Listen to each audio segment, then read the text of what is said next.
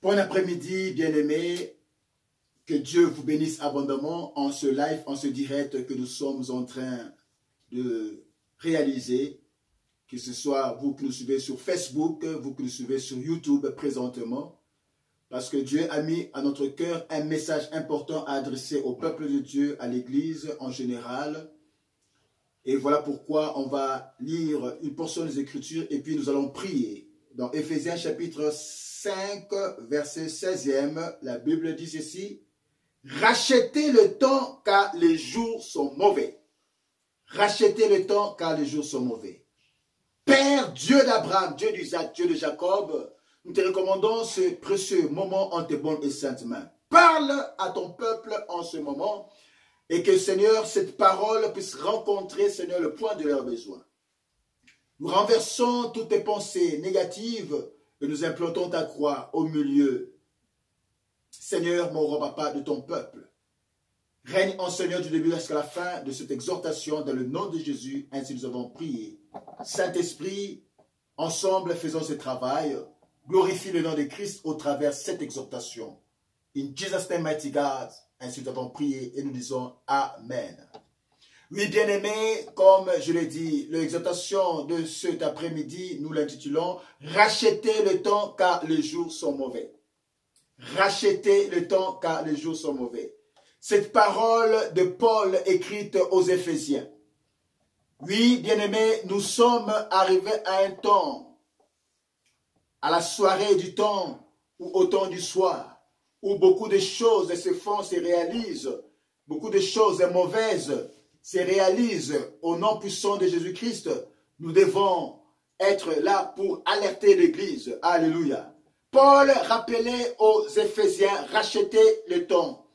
De racheter le temps parce que les jours étaient mauvais. Surtout en cette période, en ce moment. Nous voyons toute forme de doctrine, beaucoup de choses qui se font au travers le monde et à travers le monde. Alléluia. Il y a beaucoup de sectes pernicieuses, beaucoup de choses qui font en sorte qu'on veut essayer de ramener l'apostasie au milieu même des enfants de Dieu. C'est pourquoi vous devez être éveillés. Alléluia. Et ne pas suivre n'importe quoi, mais d'être éveillés. Que vous ayez une lanterne par rapport à l'horloge prophétique et le message de l'heure. Nous retrouvons plusieurs sectes, plusieurs doctrines. Bien-aimés, on promet vœux et merveilles afin que vous puissiez adhérer dans telle chose ou telle autre chose. Le monde est pourri avec beaucoup de choses. C'est pourquoi si vous n'avez pas un esprit de contentement, on va vous proposer bien des choses. Vous allez entrer dans des sectes pernicieuses. Vous allez entrer dans des loges maçonniques. Vous allez entrer dans des loges n'importe quoi pour toujours avoir du succès. Bien-aimés, le succès appartient à Jésus-Christ.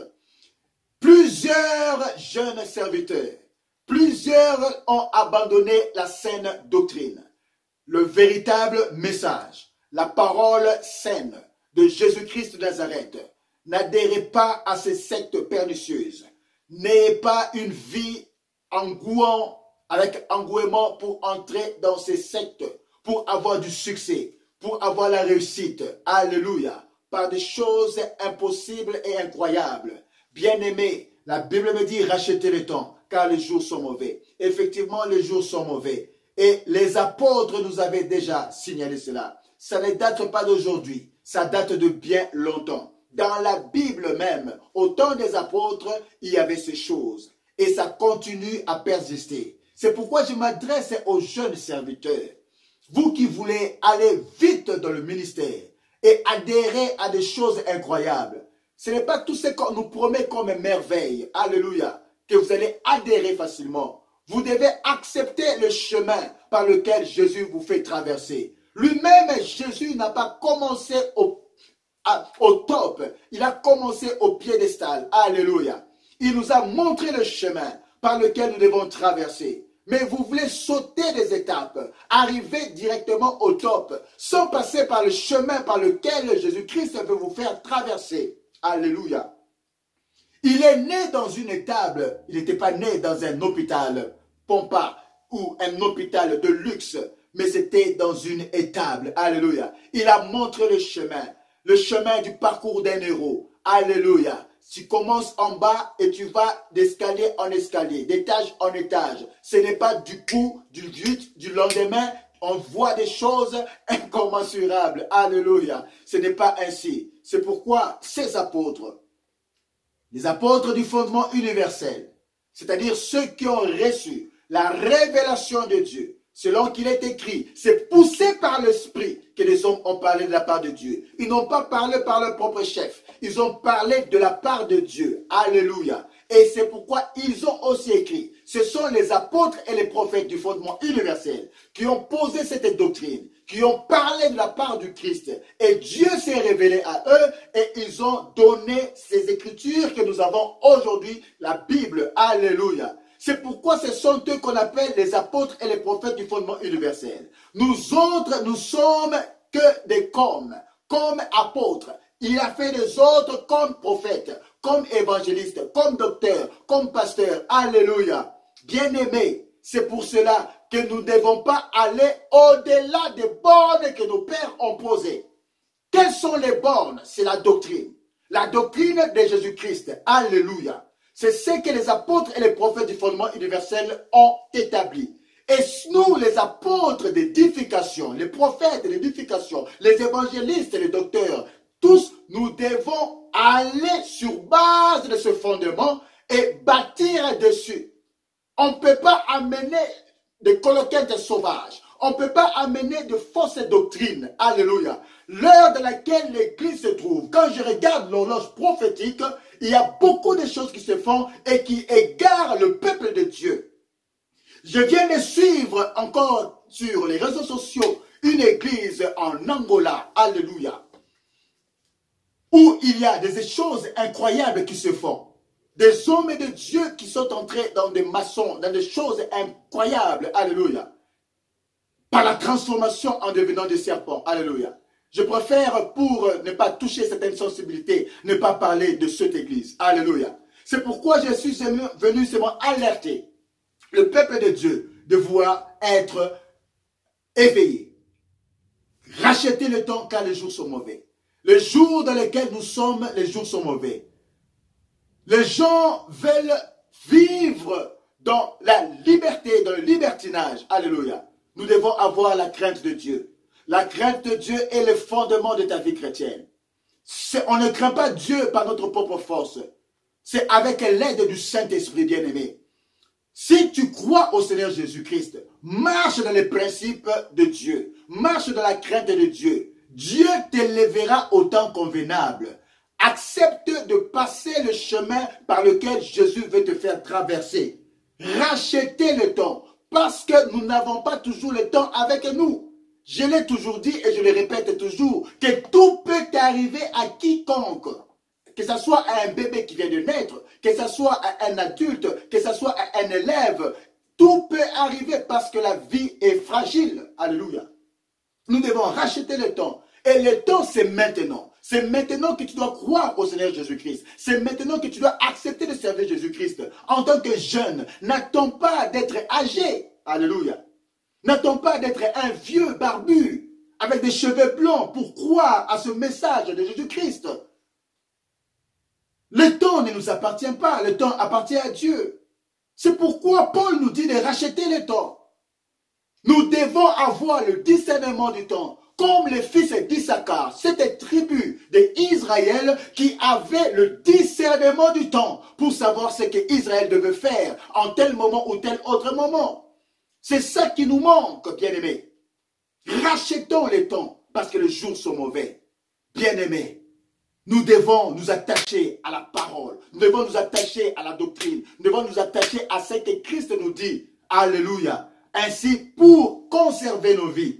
C'est pourquoi Jésus dit, lorsqu'il reviendra, trouvera-t-il encore la foi sur la terre? Beaucoup de choses se font. Tout le monde est pressé, tout le monde veut atteindre, tout le monde veut arriver, tout le monde veut faire ceci. Alléluia. Dans la vie, ne vous comparez pas. La comparaison n'est pas raison. Marche selon les pas que Dieu te fait traverser. Alléluia. Chacun a une destinée et chacun a un parcours.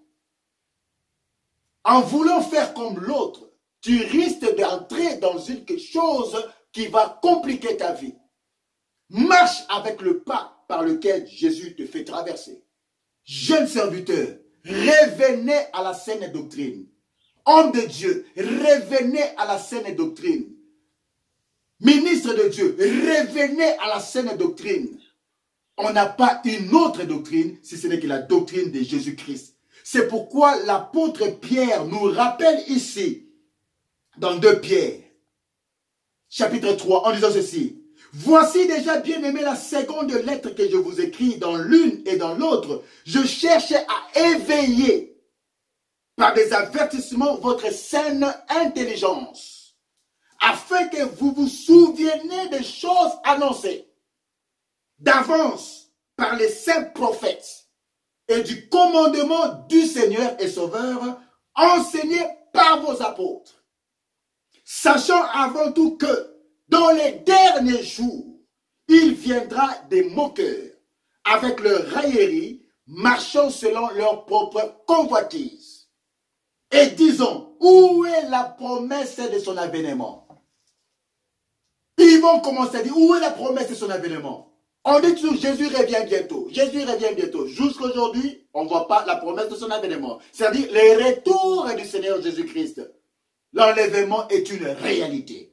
Et l'enlèvement est une vérité. Alléluia. Les temps sont mauvais. Rachetez le temps. Et l'apôtre Pierre poursuit ici en disant, car depuis que les pères sont morts, comme ces gens disent, depuis que nos pères sont morts, tout demeure comme dès le commencement de la création.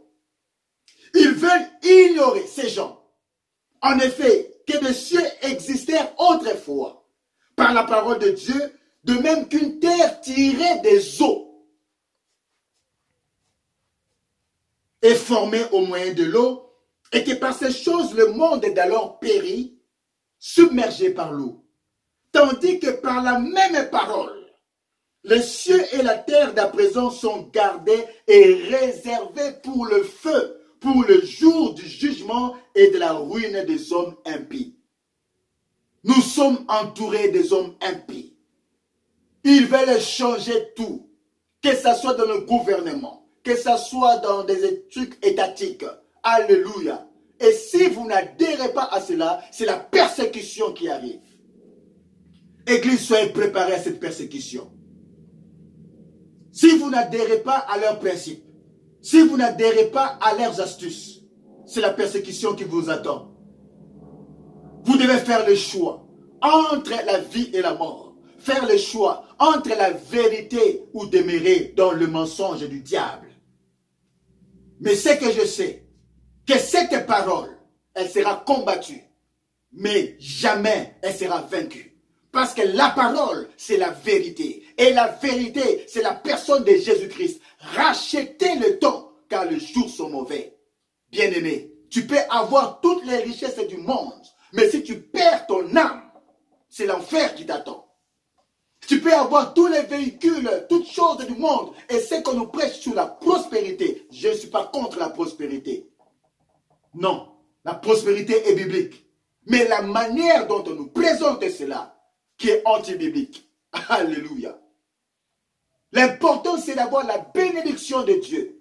Et cette bénédiction de Dieu se manifeste aussi par le matériel. Alléluia.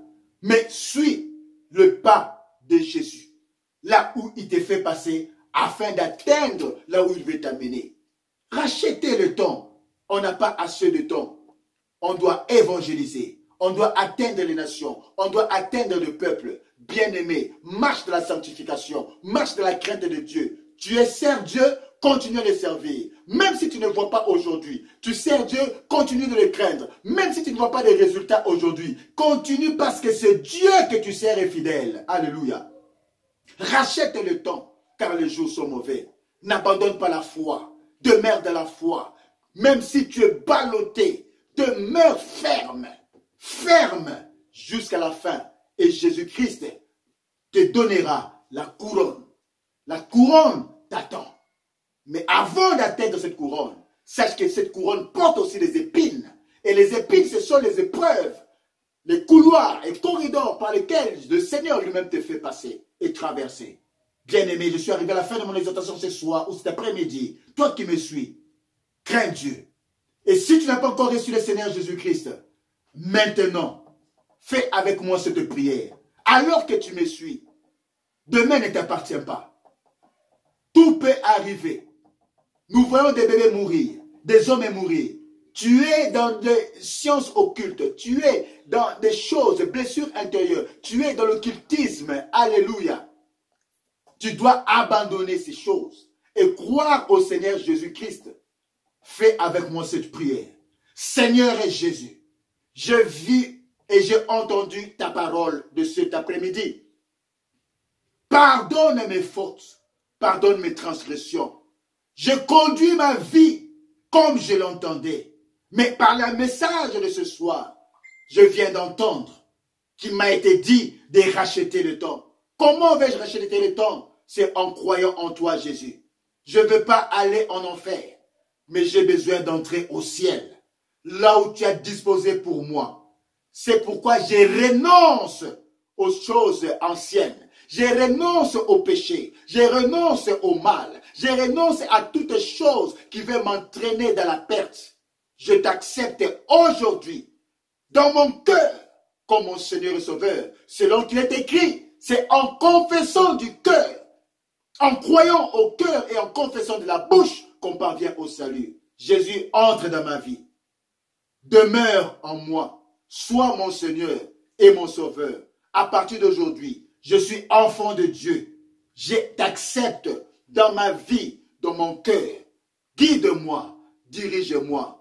Même si la mort me surprenait aujourd'hui, je sais que j'irai dans un lieu de repos. Scelle cette confession que j'ai faite par ton sang. Merci, car tu m'as sauvé. Le salut est entré dans ma vie. Merci Seigneur Jésus pour la liberté, pour le salut. Ce que tu fais et ce que tu as fait dans ma vie. Je t'acclame, je te dis merci pour tout, pour la rémission de mes péchés, parce que tu m'as racheté. Dans le nom de Jésus, ainsi nous avons prié. J'ai dit Amen. Bien-aimé, toi qui as fait cette prière, tu es entré dans le royaume de Dieu.